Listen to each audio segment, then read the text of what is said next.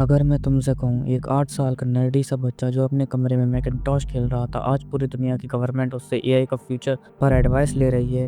एक ऐसा इंसान जिसने एक एवरेज स्टार्टअप बेचा, फिर हंड्रेड्स फाउंडर्स को गाइड किया और फिर एक ऐसी मशीन बनाई जो इंसान जैसा सोच सकती है। पर ये कहानी सिर्फ सक्सेस की नहीं है, ये पावर की कहानी है, फियर की कहानी है और एक ऐसा डिसीजन की कहानी है जो ह्यूमन हिस्ट्री को या तो आगे बढ़ा देगा या फिर हमेशा के लिए ख़त्म कर देगा। This is the real story of Sam Altman, जिसे आज हम ओपन एआई के सीईओ के तौर पर जानते हैं। वो 8 साल की एज में एक छोटा सा नर्डी बच्चा था। शिकागो में पैदा हुआ लेकिन चाइल्डहुड सेंट लुइस में बीता। उसकी मॉम डर्मेटोलॉजिस्ट थी, डैड रियल एस्टेट में। 8 साल की एज में जब उसको पहला मैकिन्टॉश मिला तब से गेम चेंज हो गया। बाकी बच्चे क्रिकेट या फुटबॉल खेल रहे होते थे लेकिन सैम घर पे बैठे कंप्यूटर खोलकर देखता था या कोडिंग सीख रहा होता था। जॉन बरोस एक एलीट प्राइवेट स्कूल जहाँ पर उसको कंप्यूटर्स, मैथ और साइंस में सबसे ज़्यादा पसंद आता था। लेटर वो स्टैनफोर्ड में कंप्यूटर साइंस पढ़ा लेकिन सिर्फ 2 साल बाद कॉलेज ड्रॉप आउट किया क्योंकि उसको लगता था कि रियल लर्निंग और रियल इम्पैक्ट क्लासरूम के बाहर है। सैम का पहला बड़ा एक्सपेरिमेंट था लूप।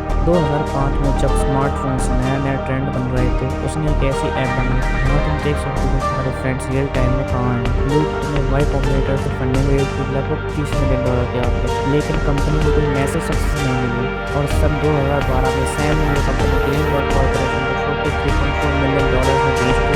बाहर से देखने पर ये कोई एवरेज एग्जिट लगता है लेकिन सैम के लिए एक मास्टर क्लास थी। कैसे स्टार्टअप बनता है, कैसे फेल होता है और कैसे एग्जिट होता है। लूप्ड के बाद सैम ने डिसाइड किया कि वो सिर्फ फाउंडर नहीं, फाउंडर्स का कोच बनेगा। वाई कॉम्बिनेटर, जिसे लोग स्टार्टअप्स का हार्वर्ड बोलते हैं, उसने वहाँ पहले पार्ट टाइम पार्टनर, फिर 2014 प्रेसिडेंट का रोल निभाया। इस पोजीशन से उसने हंड्रेड्स ऑफ स्टार्टअप्स को गाइड किया, शायद एयरबीएनबी, रेडिट जैसी कंपनीज को एडवाइस किया। यहाँ से उसको एक चीज़ क्लियर हो गई, फ्यूचर से सॉफ्टवेयर का इंटेलिजेंट सॉफ्टवेयर का है और वहीं से ओपन एआई का स्वीट प्लान। 2015 में सैम अल्टमैन ने एक बड़ा गेम किया। उसने सोचा अगर कोई ऐसी मशीन बन गई जो हर काम इंसान से बेहतर कर सकती है तो क्या होगा। इसी फियर और एक्साइटमेंट से जुड़ा हुआ open AI. Elon Musk Sam Altman को टॉप एआई रिसर्चर्स में मिलकर एक नॉन प्रॉफिट कंपनी बनाई जिसका गोल था as AI for everyone, not for some people. उस टाइम ओपन एआई का एक छोटा सा रिसर्च लैब था जहाँ सिर्फ पेपर्स लिखे जाते थे, कोई चैट जीपीटी जैसा प्रोडक्ट नहीं था। जब उन्होंने GPT-2 बनाया, एक ऐसा मॉडल जो ऑटोमेटिकली आर्टिकल्स लिख सकता था, तब ओपन एआई को पता चला कि ये सब कोड टेक्निक डेकोरस टैग भी बन सकता है। इसीलिए उन्होंने हमेशा पूरा मॉडल रिलीज नहीं किया। वहीं से सैम अल्टमैन का बैलेंसिंग एक्ट स्टार्ट हुआ, इनोवेशन वर्सेस सेफ्टी।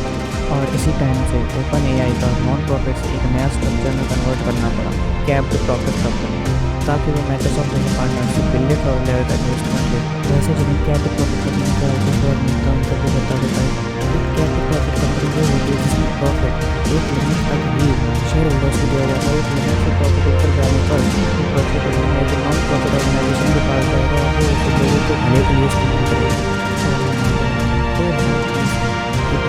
और एक बना दिया एक ऐसी और लोग कंफ्यूज हो रहे कि ये क्या चीज़ है। यहाँ तक सब लोगों का नेगेटिव पावर को रिसर्च करने के लिए लगे रहे थे लेकिन अभी तक कोई मास मार्केट प्रोडक्ट नहीं था जब तक 2022 में 30 नवंबर 2022 ये वो दिन था जब एआई की सोच आम आदमी चैट जीपीटी शुरू के कुछ दिन में लोगों ने इसे डाउनलोड करवाया, कोड डिबग करवाया, मार्केटिंग का वेबिनार जोइन करवाया और सब शॉप हो गए। 5 दिन में 1 महीने से उसको 2 महीना में 100 मिलियन। सैम अल्टमैन सडन में दुनिया भर के पॉलिटिशियन, डेवलपर्स, यूएस को लड़ाई करा गए। नवंबर 2023 ओपन एआई के अंदर लिटरली गेम ऑफ थ्रोन्स चालू था। एक रैंडम फ्राइडे कंपनी ने ब्लॉग पोस्ट डाला, सैम अल्टमैन का no longer the CEO, reason दिया बोर्ड को उस पर अब ट्रस्ट नहीं रहा, बस इतना ही।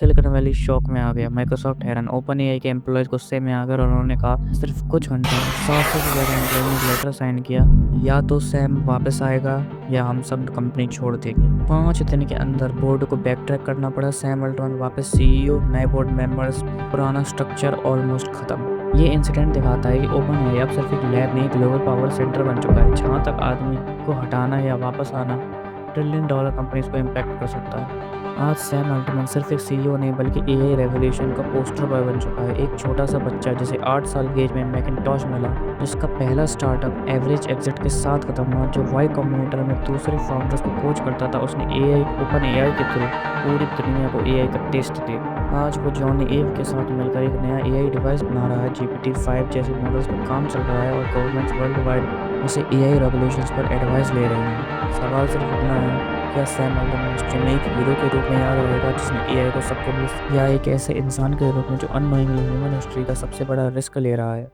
ये आंसर फ्यूचर डिसाइड करेगा।